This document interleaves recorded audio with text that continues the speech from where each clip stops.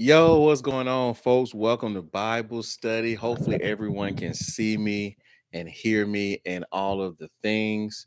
Apologies for running a little bit behind. I was trying to get my technology working. As you guys know, we've been trying to do that. I've been trying to do that the last few weeks.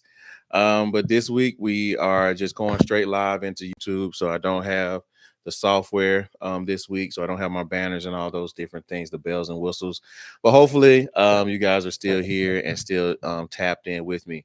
If you are here, please let me know in the chat and let me know if you guys can hear me and all of those things. All right. So let me go ahead and give my rundown. If you're new here, my name is Phillip Godfrey. If you're returning, welcome back. Thanks so much for joining us. And this is weekly Bible study. And so weekly Bible study is built off of the scriptures in Matthew 6:33, where the Bible tells us that the text tells us, actually the Messiah is speaking, and he tells us to seek ye first the kingdom of the Father and his righteousness, and all things shall be added unto you. So this is our opportunity to do that through weekly Bible study and also through midweek study. How our goal is to see, seek, and serve the kingdom of the Father. All right. And so that's what we do. We gather here on Sundays at 8 p.m. and also on Wednesdays at 12 noon. And we are intentionally walking through the text together and learning about the scriptures together. Tonight, when we'll be continuing a series of studies, is what we've been calling them, from entitled From Creation to Revelation, where we are walking through the Bible chapter by chapter, book by book, chapter by chapter. Yeah, book by book and chapter by chapter. So tonight we're going to finish up the book of Second Samuel, and then I'll tell you guys where we are going next from there. As always, if you have any questions or if you have any prayer requests, please feel free to put those in the comments.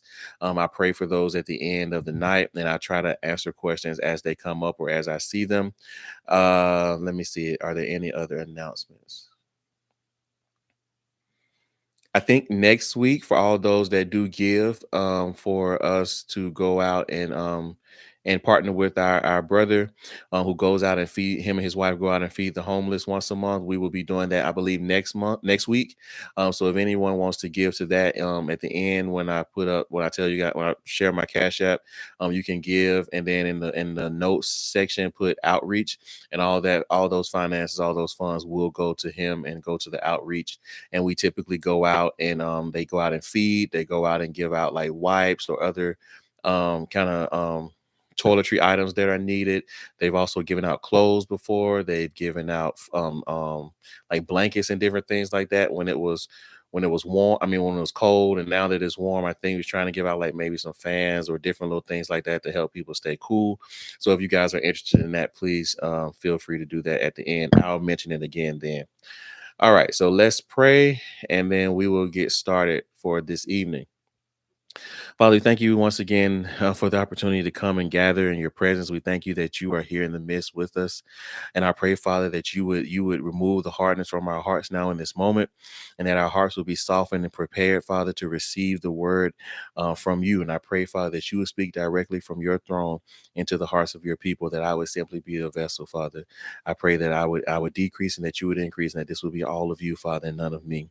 I pray, Father, that as this word goes forth, that it'll be seed in the lives of your people, and it'll be planted in the good ground and spring forth and produce a harvest in their lives, in our lives, 36 and 100-fold.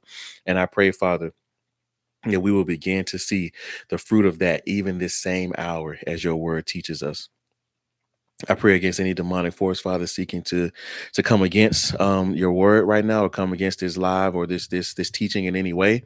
I pray, Father, that your angels will be loose now to go in and war on the behalf of your people, on behalf of us, and on behalf of the assignment that you are giving us, Father. And so I thank you that your angels are warring on our behalf in the spirit realm, and that any plan, plot, and snare of the enemy, according to your word in Isaiah 7:7, it shall not stand and it shall not come to pass. I pray, Father, that the word will go forward unhindered and unchecked by any and every outside force, including whatever is going on with this technology stuff. Father, we love you. We praise you. And we give you all the glory in your son, Yahushua's name. Amen. All right. Let's get going, guys. So tonight we're going to be looking at 2 Samuel chapters 16 through 24. So we're going to be going from chapter 16 all the way through the end of the book. We're finishing up 2 Samuel tonight. All right. And so, oh, that rhymed. I'm a rapper. And so, if you weren't able to catch midweek, I'm gonna try to put like a little link here if you want to go watch it. But if you weren't able to do that, midweek this week we looked at Second Samuel chapters 7 through 15, and from there we talked about from those chapters we talked about how David went from a season of where he had rest all around him and peace from the father to falling out of right standing because he had sex with Bathsheba and then killed her husband and all the consequences that came into play because of that. We will keep seeing some of those consequences tonight.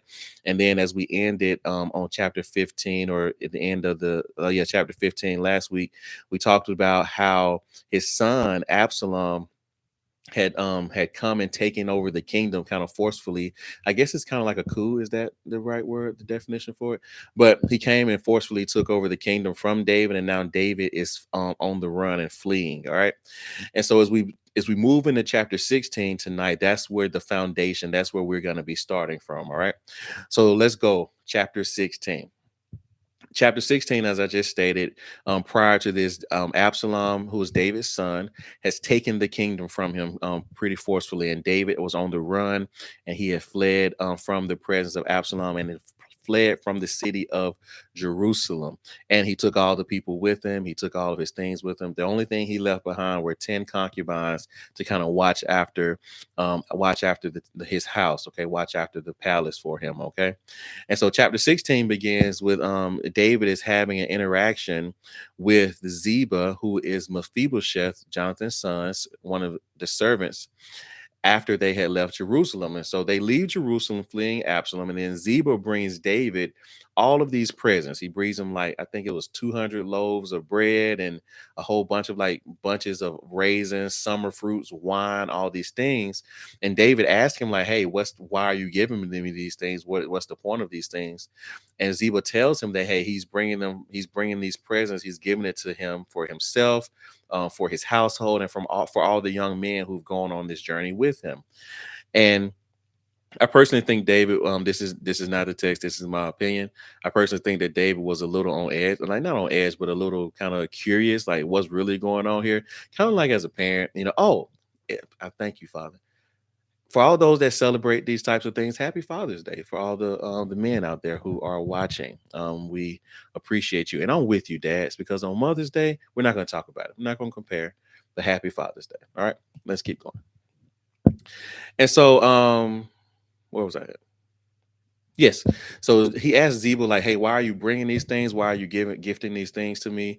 And Ziba tells him that they're for the people around him. And then David asks him, well, where's Mephibosheth? Because as we know, Mephibosheth is lame in his feet. All right. And so Ziba says that, hey, he stayed behind in Jerusalem because he felt that maybe Israel would reconcile him back to the throne as a descendant of the house of Saul now that David is gone. All right. And so we'll see later, if you read through the chapters that we'll talk through a little later, Ziba isn't fully telling the truth here, but that's a whole nother story. And so, yeah, with all the information that David has at this point in time, David gives Mephibosheth's inheritance to the servant Ziba because he doesn't think that Mephibosheth will ever come back around. All right. And so after this, we see Mephibosheth encountering, as the chapter goes on, we see we see David encountering another member of the family of Saul. This man's name is Shimei. And so Shimei is cursing David. He's throwing stones at him and his men. And David and his men just pass by without really even acknowledging him. And so this is what he said. Let's read 2 Samuel chapter 16, verses 7 through 10. All right. And I pulled this out for a reason. So it's actually very relevant. All right. Verse 7. And thus says Shimei when he cursed, come out, thou bloody man, and thou man of Belial. Remember, a person of Belial was a person of wickedness. That's how they were titled them at the time. The Lord hath returned upon thee all the blood of the house of Saul, in whose stead thou hast reigned. And the Lord hath delivered the kingdom into the hand of Absalom thy son. And behold, thou art taken in thy mischief, because thou art a bloody man. He's talking about David here. And then said Abishai, the son of Zeruiah, unto the king. So this is now David's people here are saying this. Why should this dead dog curse my lord the king? Let me go over, I pray thee, and take off his head. And the king said, what have I to do with you, ye sons of Zeruiah? So let him curse, because the Lord hath said unto him, curse David. Who shall then say, wherefore hast thou done so? And so I personally believe, as I look at this, that David's response to Shimei cursing him teaches us or shows us that either we don't always have to respond to everything that people say about us. Like there are going to be times where people curse us. There are going to be times where people say things about us negatively, and we don't always have to respond to those things. I believe that's one of the things that we can learn from this. The other option I believe here is that either we don't always have to respond, or David didn't respond to Shimei because David knew what he had done, and with the whole like fallen with Bathsheba type situation. And he felt that this was part of his consequences. All right. And so I don't really know exactly why David didn't respond, but these are two things that stood out to me as I was preparing for the message and wanted to, tonight, the study, and want to share with you guys. Right. As chapter 16 ends, we have Absalom, Ahithophel, and the remainder of their men entering back into the city of Jerusalem. As we remember, they had left and I believe went to Hebron, and there they made Absalom the king. And now they are coming back into the Jerusalem. The city is very much empty because David and many of his people, his supporters, have fled. And now Hushai, who we talked about on Wednesday, one of David's friends, comes back into the city and he enters into an agreement with Absalom to be a member of his leadership team, essentially. And so Absalom kind of like reminds him, like, hey, um, weren't you friends with my dad? Like, what's going on here? And Hushai kind of says, hey, no, I'm loyal to you. I'm following you. I will be a leader with you. But as we know, those that have, were or behind the scenes are able to have the opportunity to read this after it has happened. We know that David planted Hushai essentially in the leadership ranks of Absalom as like an inside man. That's where we get the title for tonight, as like an inside man, so that David could know what's going on and David could be prepared for whatever Absalom was trying to do towards him. And Hushai, we'll see in the next chapter, I believe, he comes through big time for David and preparing him for an attack by Absalom. And so they enter into that agreement. And then once in the city, Absalom asks Ahithophel, what could he do to essentially like assert dominance in the situation and show the people of that city or show the people of the nation really that he was now the leader, that he was taking his father's spot. And Ahithophel tells him to go and have sex with his father's concubines. So essentially, Ahithophel is saying, hey, go and have sex with those 10 wives that your father left behind. When I studied out concubines, I always thought that concubines were like kind of like servants or different things like that, but they really weren't, because as we looked, if we remember the story or the part of the text where the young man, his concubine is raped and then killed, um it refers to her as his wife multiple times and him her husband. So as I began to study this out, a concubine was also a wife. It was just of a different stature. They kind of had, I guess, like categories or levels of wives, if you will. And a concubine was not a primary wife but was also seen as a wife during this time. So I just thought that was interesting that I would share with you guys. Let's keep going. And so Absalom listens to Ahithophel. He goes up on the roof of his father's house. They set up some type of tent, is what the text says. And then he has sex with his father's concubines in the sight of all of Israel. And we see here that this is a fulfillment of the consequences spoken by the prophet Nathan after the death of Uriah the Hittite. Okay. So this is a fulfillment of the consequences. If we were to go back and look at the consequences that he gave, I believe over in chapter 12, that he gave, that Nathan gave David for what happened with Uriah the Hittite and Bathsheba. If we were to look at those consequences, this is the fulfillment. The man says that you're like someone will have sex with your wives in front of the entire nation or something like that, literally. So we know that he's an actual prophet. Some people will pick up on that, and others won't. Let's keep going. All right. So as we move into chapter 17, we see that Ahithophel and Absalom are continuing to kind of, build their kingdom essentially. And Ahithophel gives Absalom a proposal for how he can overcome David and kill him. He proposes that he gather 12,000 troops and they go out immediately after David and come upon him while he is still tired, saying that once the people with who are with David see Ahithophel and the army coming, they will flee. They'll run away from David, leave him alone, and then Ahithophel will only kill David. All right. But all the other people, he would round them up and bring them back so that they could be Absalom's servants. We'll talk about why this is probably the better idea in a minute. Absalom likes this idea, but he also wants to get Hushai, he wants to get his opinion on the matter as well. Remember, Hushai is David's inside man. He's on face, he's there helping Absalom, but he's really working for David behind the scenes. This is important because there are people in your friend group who are not working for you. Well, I'm not going to spend a lot of time there, but this text proves it. Let's keep going. He's working for David, but he's not really working for the leader here. And so Hushai he responds and tells that, hey, Ahithophel's idea really isn't a good plan. Because your father David is a mighty man of war. The men that he has with him, they are mighty men of war, and also they are currently very mad. And so coming up on them in that way would probably not be beneficial or fruitful. And so he tells him, say, hey, a better idea is to take some time, gather the entire army of Israel, and then you go out to war and you personally lead them out against David into this battle. Use the size and power of the entire army to intimidate David and his soldiers. And then if they slip away or anything like that, you already have the entire army there to go into these cities after them. All right. This was the the proposal, or the suggestion that Hushai gives to Absalom. Let's look at verse 14 of chapter 17.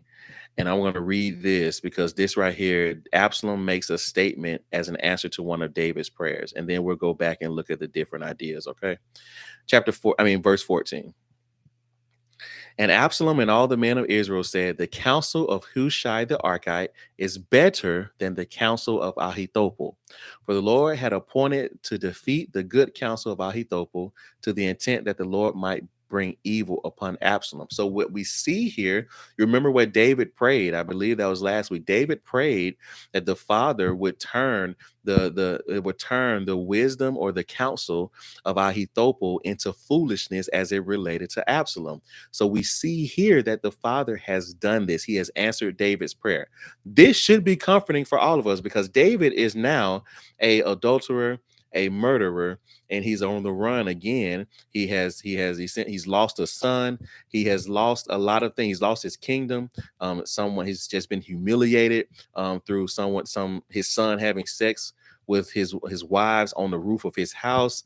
So he's gone through a lot, but the Father is still answering his prayers. This should show all of us that, hey, no matter what we have going on, we can continue to pray, believe, ask the Father, and we can see the fruit of his answers in our lives. David teaches us this here. And so the reason I want to stop here for a second and talk about Ahithophel and Hushai's options.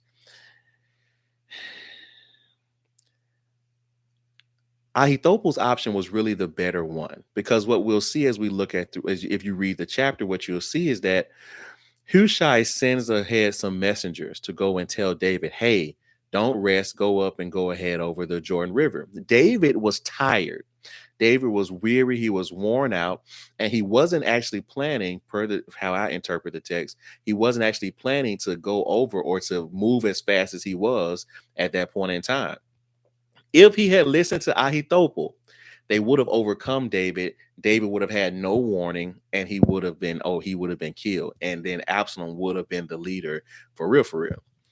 But because David had an inside man, because David had cultivated a relationship in a season before he actually needed it, he now was able to infiltrate the leadership ranks of Absalom, and ultimately the seed that he had sown in previous seasons spared his life in this current season. Does that make sense? Hopefully that makes sense. And I don't know why I just said that because it's not in my notes, but that's for somebody. But Ahithophel's option was actually better if they wanted to kill David. That's just my humble opinion. Let's keep going. So now Absalom is going with Hushai's plan. Hushai sends messages out to David, telling him to go ahead and get his soldiers, and they go across and everything. So David heeded the warnings. He crossed over the Jordan River safely. And then as we see in verse 23, it tells us that once Ahithophel saw that his counsel was not chosen, that his suggestion, the option that he suggested, that it was not taken, that it was not used, he went into his home, set his affairs in order, and he killed himself. All right, that was the end of his life.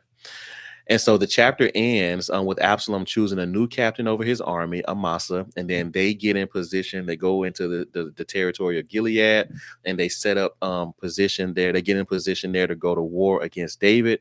And we also see David entering into the territory of Mahanaim, and he received a lot of provision and rest from some allies there in the region because, as the text says, he was very weary. Okay, let's move into chapter 18. Hopefully everybody's still with me. So chapter 18 begins, and David, we just saw that Absalom got his army ready. David is in a territory kind of resting and revitalizing and recouping and all those things. And then chapter 18 begins, we see David is now organizing and mobilizing his army to go to war with Absalom's army. And so after he counted the army, he divided them into three branches. He had Joab leading one, Abishai leading another camp, and then Ittai leading the final and third camp. They all go out to the war with Israel and Absalom, but David is not allowed to go. Okay, they do not allow David to go to this battle, which is also, see, listen, they're telling their leader, hey, David, don't go to the war with us. But Hushai was saying, hey, make sure you personally, Absalom, lead the people up to war. That's bad advice, but I'm not going to harp on that. Let's keep going. And so he sends them out to war. David sends them out to war. But as they leave, he gives them a unique instruction. So let's look at that in verse 5. So chapter 18, verse 5 of 2 Samuel. And I'm reading from the King James Version for those who didn't know. Verse 5, and the king commanded Joab and Abishai and Ittai. So these are the three leaders of those camps of the soldiers, saying, deal gently for my sake with the young man, even with Absalom.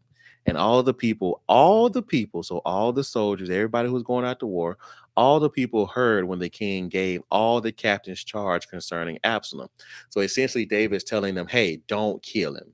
That's how I interpret it. Don't kill him. Be nice to him. So the armies go out into the woods of Ephraim, and they in the war starts, the battle starts, they go and they fight. The text says that David's servants were victorious over the Israelites, but also that territory that they were fighting in, the woods of Ephraim, the woods, actually the terrain and the territory actually claimed more lives than the weapons that they were using. This also this teaches us that sometimes our fighting can be in the wrong location. It can be in the wrong location depending on which side we're on. We can use the territory to our advantage, that's physically and spiritually, or it can be used at a disadvantage. Let me keep going. The woods actually end up playing a part in the death of Absalom, because what we see through the text is that Absalom is riding on a horse, essentially.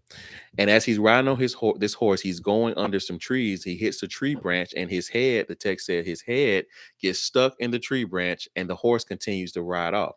So he's stuck in the tree branch with his head is stuck in a tree branch. He's just dangling there. And a messenger goes and tells Joab what happened.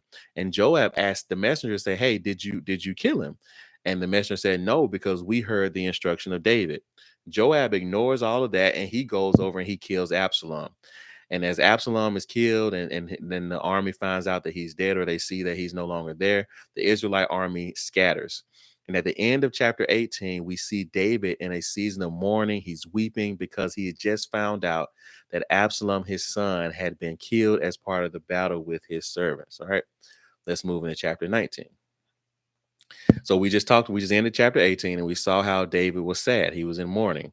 And that flows into chapter 19 as well, because as it begins, David and Joab are having this interaction because the servants of David, the soldiers that he sent out to battle, were excited. They were ecstatic at the fact that they had overcome this. Like David had been ousted forcefully by this man, and now they were able to come and overtake them and essentially gain the power back for their leader, the man that they served, and also the fact that they were a much smaller coalition, and they were fighting against a much larger, well-versed army. And so they were just excited. They were happy. But David, when they saw that David was mourning and weeping and he was upset because Absalom had died, they became sad. And so Joab kind of checks him, and Joab's like, no, cut it out. Because y- after everything that these people had done for you, you are acting ungrateful. Because I understand it's your son, but you're acting ungrateful because you are acting like it would have been better if all of your people had died and Absalom had lived. Okay. So Joab forces him to go out and kind of comfort the servants, the soldiers, and kind of speak some, I guess, like positivity to him. I don't know, the words escape me there. But let's read chapter 19, verses 5 through 7. Okay. Let's read verses 5 through 7. And it's just gonna kind of tell you guys exactly what I said, but probably more eloquently. All right. And Joab came into the house to the king and said, thou hast shamed this day the faces of all thy servants, which this day have saved thy life and the lives of thy sons and thy daughters, and the lives of thy wives, and the lives of thy concubines, in that thou lovest thine enemies and hatest thy friends. For thou hast declared this day that thou regardest neither princes nor servants. For this day I perceive, this is the Joab speaking, that if Absalom had lived and they all had died this day, then it would have pleased thee well. Now therefore arise, go forth and speak comfortably unto thy servants. So like comfort them, speak well to them, speak good to them. For I swear by the Lord that if thou go not forth, there will not tarry one with thee this night, and that will be worse unto thee than all the evil that befell thee from thy youth until now.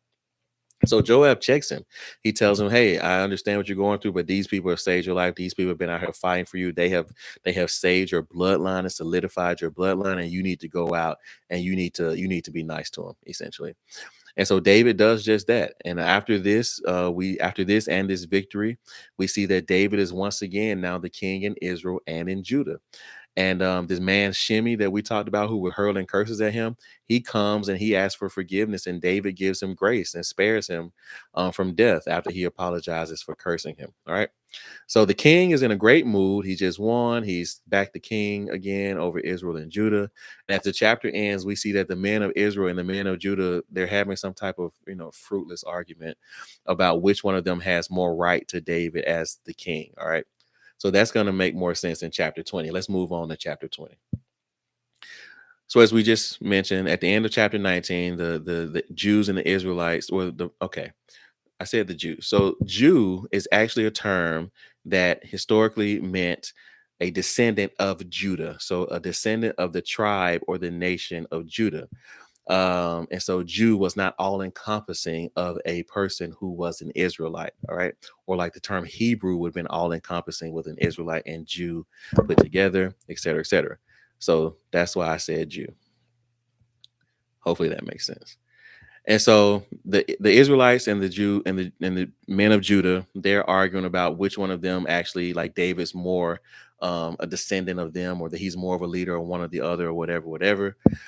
This argument flows into chapter 20 because there rises up a man named Sheba, and the text says that he is a son of Belial, which means that he's a person of wickedness. And Sheba comes and he says He rises up for a period of time, and the men of Israel began to follow Sheba instead of David. But the men of Judah, it tells us, stay loyal to David. So Sheba kind of rises up and brings himself into power, kind of pushing back against David, pushing back against David as king and the validity of him being a king and those different types of things. And now we see that he has kind of won the men of Israel to his side, but the men of Judah are continuing to stay loyal to the side of David. So this enter in the middle of this chapter is kind of a slight break for a second. It tells us that David, as he entered back into the city of Jerusalem, he goes and he puts his concubines who Absalom violated, he puts them into isolation. And he, even though he continued to provide for them as a husband, he was never intimate with them again, according to the text. And it says that they lived like widows until the end of their lives because of what had transpired. But then it goes back to telling us about this Sheba guy. All right, so back to Sheba.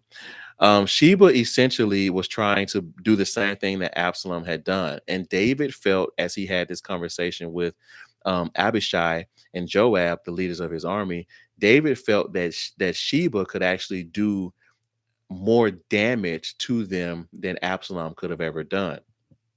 So David tells them to go and pursue after him, Abishai and Joab, to take an army and go after him and to kill him. And so they do just that. They go after Sheba. Sheba runs into a fortified city, and then they essentially begin to beat against the city, trying to pull down the fortified walls to get at Sheba. There's a young lady. A young lady who lives in this city. The text calls her a wise woman. She lives in this city, and she begins to have a conversation with Joab, and she tells him like, "Hey, why are you trying to beat our city? Why are you trying to come in and wreck our city and all these things?" And Joab tells her like, "No, that's not what we're trying to do at all. But we are trying to get Sheba. We need him. He has done some wickedness, and we need vengeance, I guess, or revenge." And so she tells them like, "Hey, don't worry about it." They come to an agreement, and she says, "Hey, I'm gonna give you guys Sheba, but stop beating on the wall. I'm just gonna throw his head over the wall." And people, I don't understand why people don't read the Bible. This is fantastic to think about. So she tells him that she'll handle it for him, she'll kill him and throw his head over the wall back to him. And that's exactly what she does. They kill Sheba inside the city. They throw his head over the wall to Joab, and then Joab and the army go back to Jerusalem, back to David, you know, like nothing happened. They had completed they had completed their assignment. And that was chapter 20. Maybe this isn't exciting to you guys, but I'm just, as I'm reading, I'm picturing this, like this woman talking to this guy, like, "Hey, please stop beating on the wall." And it reminds me, so I used to play baseball, and I would practice baseball, and I would throw it up against the house, throw the ball up against the house, and like trying to catch it for myself. And my mom would always come outside and say, "Stop throwing the ball up against the house." And that's kind of how I imagine this lady screaming at Joab, like, "Stop beating on this wall. Stop beating on my wall. What are you trying to get? Let me get it for you." And so, anyway, chapter 21. So, as moving to chapter 21, the text pivots a little bit, and it tells us that there was a period of time where there was a famine, a 3-year famine in the land during the days where David was the king. And so David, during this time, during these 3 years, David begins to seek the Father about what's going on and what is the reason for the famine. This teaches us, I believe, that there are times when we are experiencing famine physically in our lives, but also across the nations, that these things could very well be the result of spiritual issues. All right, because when the father responds to David's inquiry about what's going on, what's the reason, the father tells David that the reason for the famine. All right, am I frozen now? Am I frozen now?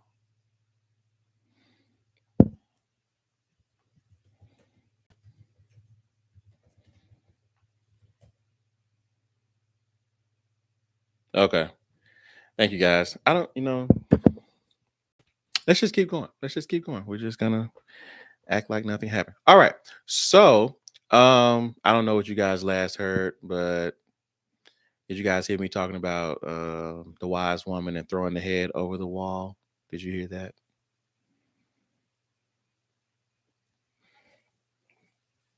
Famine. Cool. Yeah, let's go with the famine. All right. So yeah, we're in chapter 21.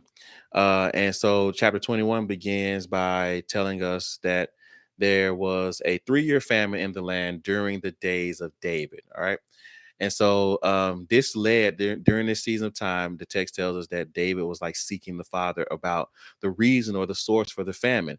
I believe this teaches us two things. Number one, famine in our lives are strange and uncommon. It's a strange and uncommon occurrence because the Father created everything to produce. The text says that the first the blade, then the ear, then the full corn in the ear, and then the text tells us that, like in Genesis chapter 2, it tells us that the earth watered itself from within, and that there was a man and God planted a garden. By the time Adam was there, there had fruit on trees. So we see that the Father's natural state of being for the earth and his people is production. Anyway, and so famine is strange. So that's the first thing it teaches us. It teaches me. The other thing it teaches me is that when we are in seasons of drought or experiencing famine in our lives, these things could very well be the result of spiritual issues. Because what we have here is David going before the Father and asking him, why is this famine happening? What is going on here? What is the reason and what is the source? And the Father answers him and tells him that the reason for this famine, so there we see that there is a reason. The reason for this famine was the fact that Saul had violated an agreement that had been made by the Israelites and the Gibeonites. The Israelites and the Gibeonites had entered into agreement that the Israelites would not harm each other. They would kind of live and coexist, well and peacefully together. And Saul had violated that by killing some of them. All right. So David, with this information in mind, and ultimately probably wanting the famine to end, David reaches out to the Gibeonites and asks them if there was a way for them to be able to kind of reconcile the issues or work things out. They could come to some type of agreement. Ultimately, they come to an agreement. And the agreement is that David would hand over 7 men from the house of Saul for the Gibeonites to execute. David agrees. So the 7 men is from the house of Saul. He gives them 2 sons of one of Saul's concubines, and then he gives them 5 sons of Michal. That's what the text says. As you study that out, we saw over in chapter 6, I believe, that Michal did not have any children. So this was from my study, this was like a translation type issue. When it says 5 sons of Michal, it goes on to say like 5 sons of Michal that she had through somebody, whoever the husband's name was. So Michal was never actually married to that man.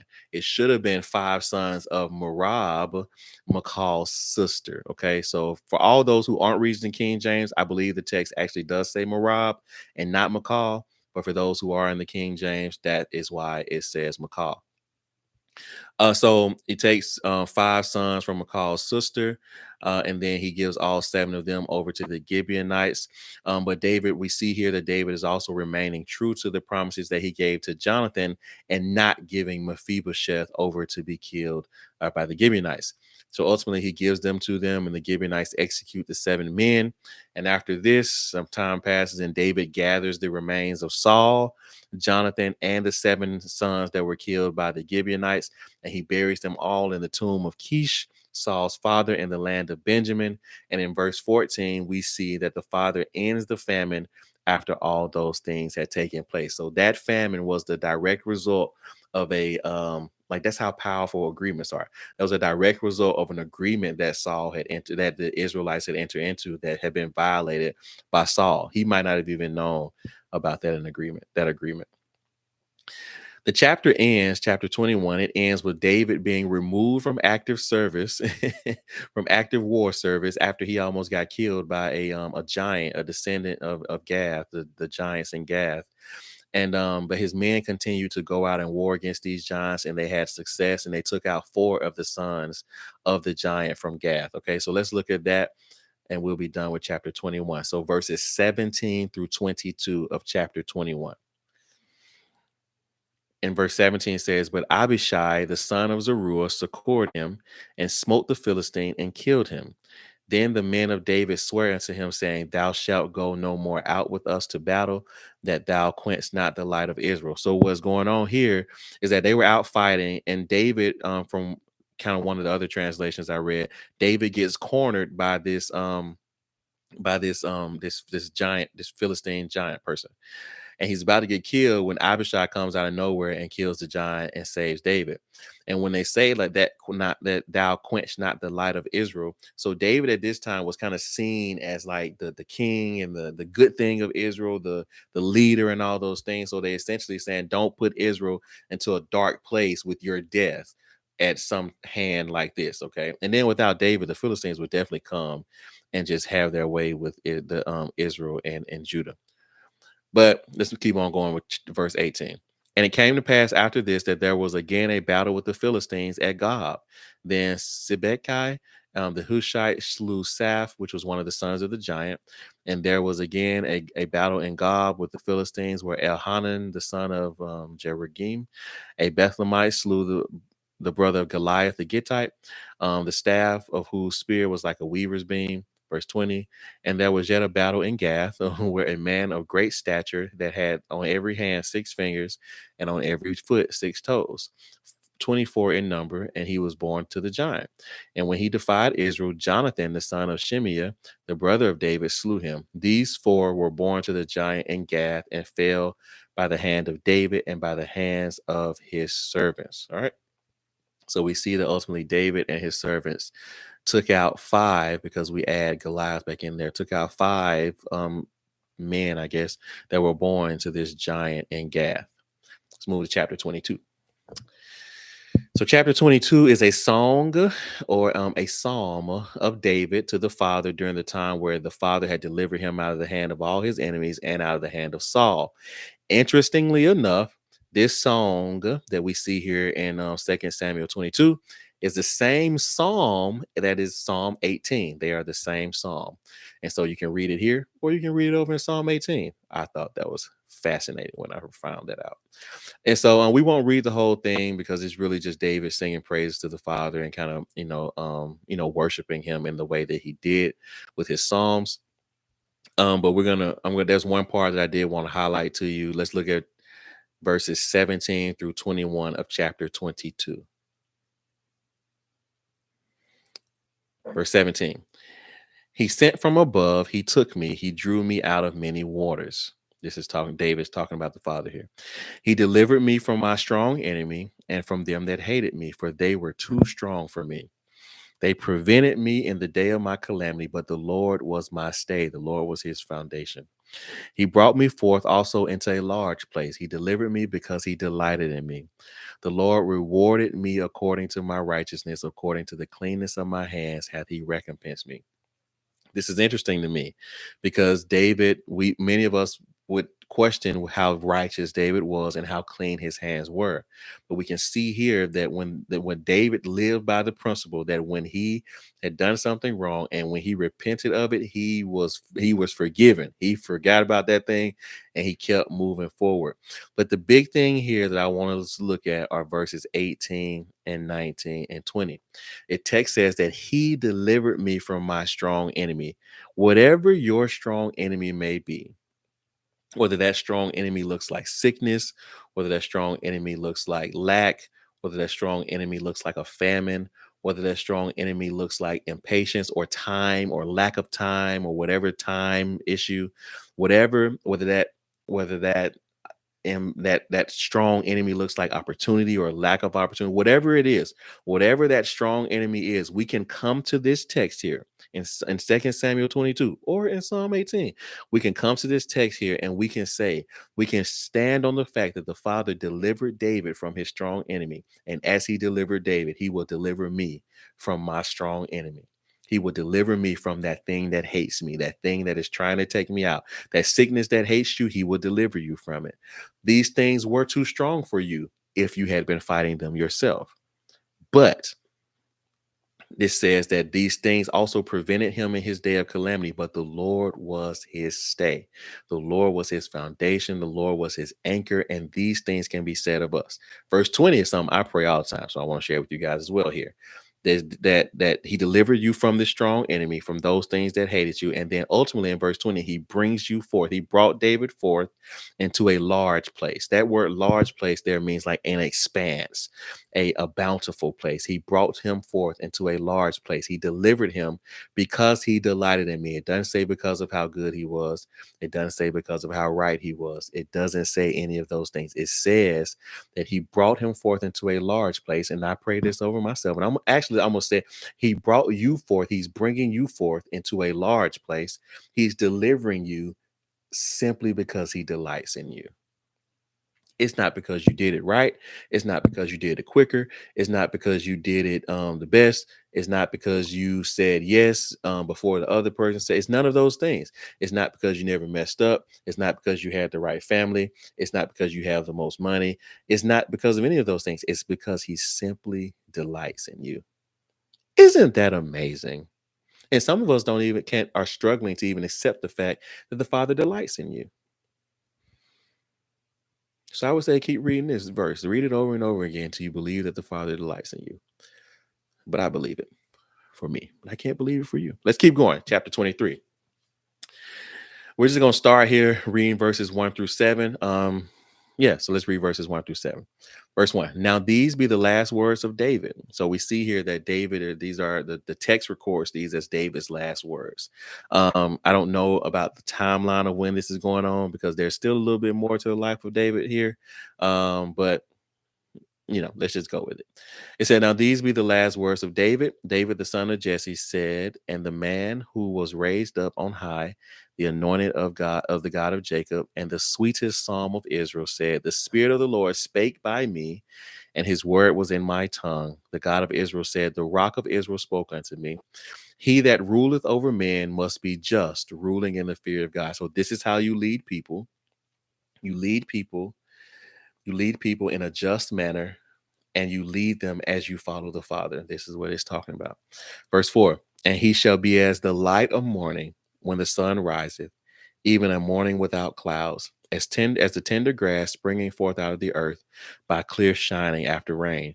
Although my house be not so with God, yet he hath made me an everlasting covenant, ordered in all things and sure. For this is all my salvation and all my desire, although he make it not to grow. But the sons of Belial shall be out shall be all of them as thorns thrust away, because they cannot be taken with hands. But the man that shall touch them must be fenced with iron and the staff of a spear, and they shall be utterly burned with fire in the same place. The big thing here that I was seeing as I was studying this out is really the difference between a life, or the contrast between the fruit of a life with the Father and living in obedience to the Father, and the fruit of a life as a descendant of Belial. Because verses 6 and 7 here say that all of those who are the sons of Belial, they're going to be thrust away as thorns, because they're going to be fenced off in a place with an iron and a spear and utterly burned with fire. But what David was talking about, as he followed the Father made an everlasting covenant with him and ordered all things in his life and made those things sure. And he was the place of his salvation. Okay. And as that chapter goes on, chapter 23, it just goes on to tell us about David's mighty warriors and David's 30 mighty men. It just names them and then tells some of their accolades. So if you want to read that, please do. All right, let's finish up. Chapter 24. I told my brother it wouldn't be long tonight, and he didn't believe me. But look at me, not being before you long. All right, chapter 24.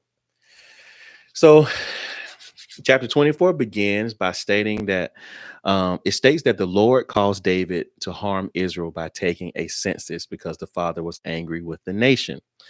And so this is one of the difficult parts of translations and studying the Bible and just reading things on face. Okay, because this this passage of text, chapter 24, we will see this same passage of text over in First Chronicles chapter 21.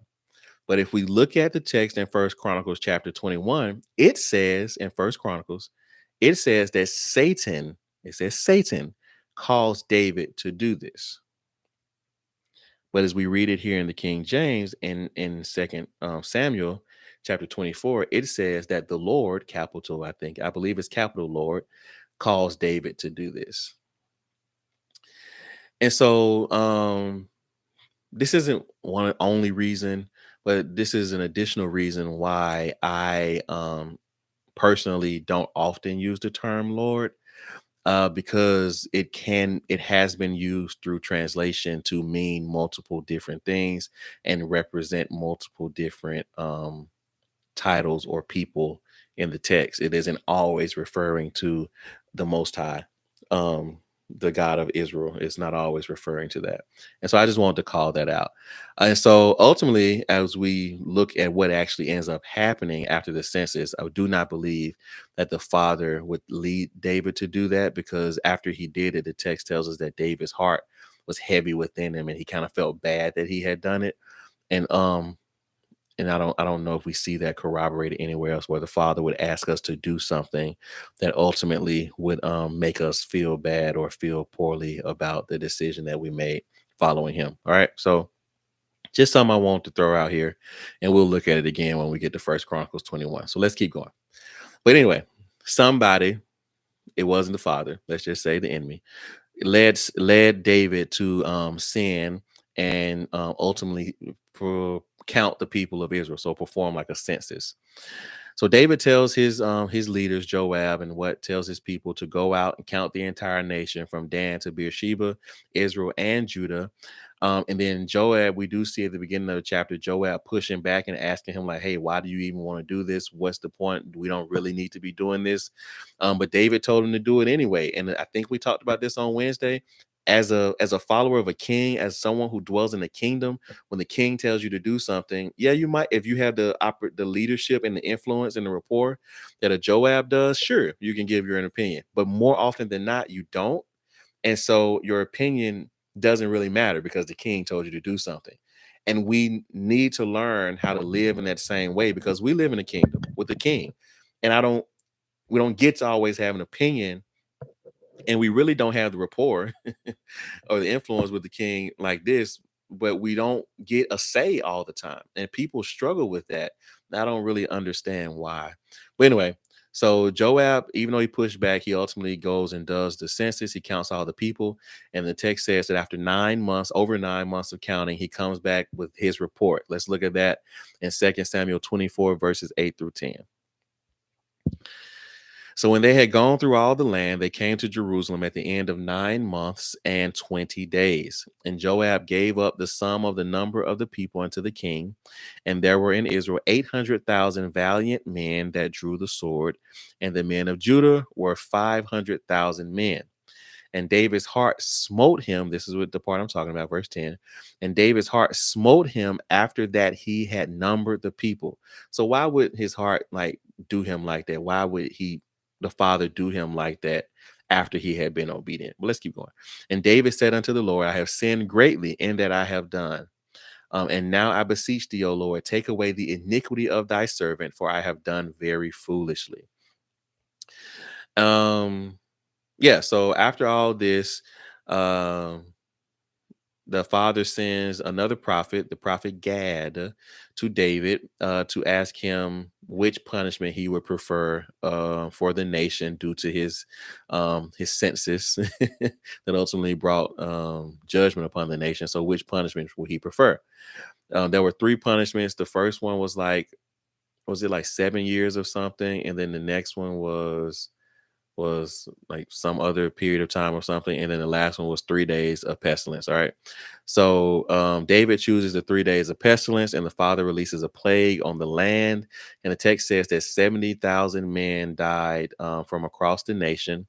And then David receives some instructions from Gad to go and build an altar to the father and offer sacrifices to the father. And so he does that, I believe, at the threshing floor of Aruna. He does that, and then the plague ends. And let's see that at the end of 2 Samuel 24, verse 25. So this is the final verse of the book. And David built there an altar, I believe, at the threshing floor of Aruna. Don't quote me on the name. Built there an altar unto the Lord and offered burnt offerings and peace offerings. So the Lord was entreated for the land, and the plague was stayed from Israel. So that's how Second Samuel ends. David has stopped the plague that he started. He has stopped the plague by offering burnt offerings and peace offerings to the Father on an altar that he built. All right. So that's Second Samuel, guys. We are done with Second Samuel. On Wednesday in midweek study hall, we're going to be looking at First Kings chapters 1 through 6. So if you want to go ahead and read ahead, that'll be great. First Kings chapters 1 through 6. All right. So yeah, for all those that are still here. Hopefully everybody can still hear me and I'm not frozen or anything like that. I didn't see any questions or prayer requests come through. So the only other announcement that I have before I pray for us is that the announcement I have is that we're going out. I believe it's this upcoming Sunday will be Outreach Sunday. So if you desire to give to that, you can when I put my cash up here up he and he there's hold on, I'll answer that question, Jonathan. But if you desire to give to the outreach, when I put my cash app up, you can give and then put outreach in the comment box, and then all that money will go to the outreach where we go out and feed those who are in transient seasons of life here in our city. um yeah, so we try to make sure they get a meal and then get help with any of the other things that they need that we can assist them with.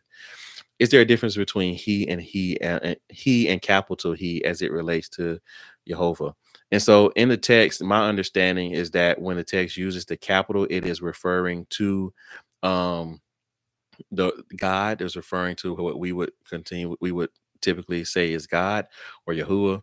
Um and when it's saying he, it may be not be referring to him as the person. It could be referring to anyone else that is a he. That's my understanding. But yeah, does that make sense? Hopefully I answered your question.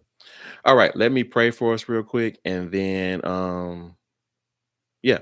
So Father, we thank you for this. We thank you again for the opportunity. I pray ultimately that you've gotten the glory, that we've executed the assignment with excellence. I pray, Father, that you continue to open your word up to us. And as we read and study and prepare, Father, that we will be like those where your word says that your sheep know your voice, and the voice of strangers they will not follow. That word also says that your word says that if it were so, even the very elect would be deceived. And I pray, Father, that these would be those who would not fall into that deception in this season of life that we're living in. I pray that you would give us all eyes to see, ears to hear, and hearts to perceive what it is that you're doing, what it is that you're saying, and where it is you are leading each and every one of us. I ask that you would stretch us, Father, and continue to draw us into deeper, more intimate relationship with you.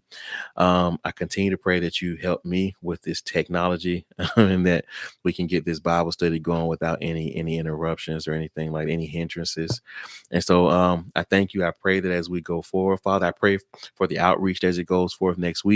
I pray, Father, that you would divinely orchestrate and lead people to the opportunity and to our brother and his outreach. And I pray, Father, that ultimately the right people would be at the right time. They would hear the right word and you would get all the glory, Father, that it not just be about food, it not just be about, toiletries or anything like that, but it be about them seeing the love that a father has for all of his children displayed through people, especially in a season where there's so much just kind of division going on and things going on where it would seem like folks don't like each other, that there are people going out of their way to serve others. And as your word says, I pray for all that give. Your word says that he who gives to those that are in seasons of life that are less fortunate, Father, they shall not lack, that you will remember them on their deathbed and their time of sickness, you would deliver them. And so we're not doing it because of that, but we do understand and acknowledge that there's a spiritual principle for giving. And so we thank you for that. And I pray that the gifts that are given, that they will be given, that we would be all good soil, that we will remain good soil. And as is given, Father, it will return unto the giver 30, 60, and 100-fold, Father. We love you. And as we go forward, Father, I pray that you keep us safe and that your angels will continue to war for us and minister to us, minister off to us, for us, and on our behalf. In the mighty name of your son, Yahusha. Amen. All right. Thanks again, everyone. If here's my cash app, if you feel led to give, or if the Father um, tells you to do that, that makes sense. Now it's lowercase in 2 Samuel 24. Let me see. Let me open my Bible and look at it.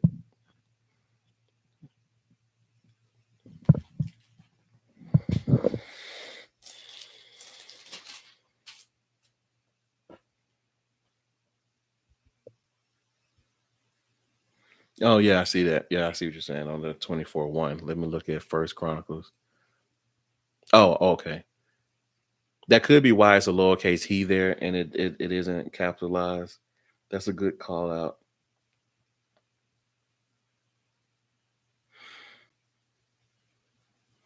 Yeah, it said and he moved instead of the capital he. Yeah.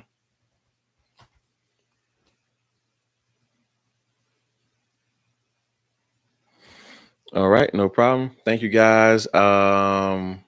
If you need to reach me, you can reach me on the website at phillupgee.com. I believe it's in the description box below. If you ever need to reach out to me, please do that. See you guys next Sunday at 8 p.m. And I'll see you this midweek on Wednesday at noon. I love you. Thank you guys so much for hanging out with me. But more importantly than that, the Father loves you.